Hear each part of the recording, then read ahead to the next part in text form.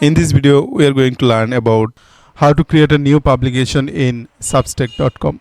First of all, open a browser and go to Substack.com, and then you can see the more option. Click here to view the setting menu. Just click to setting menu, and now you can see the new publication menu. After scrolling down, click to create another publication.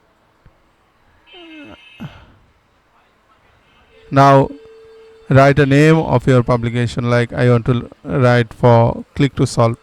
After that, just click to continue again. Now import your mailing list. It's not necessary, just click to skip option.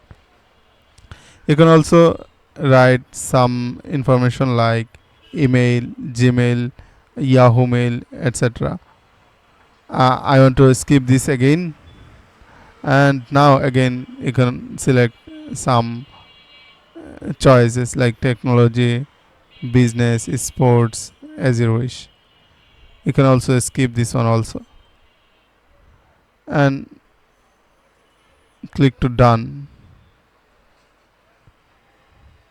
Now our new publication is ready. So if you want to view all the publication, click on this icon and you can see the all publication is available here.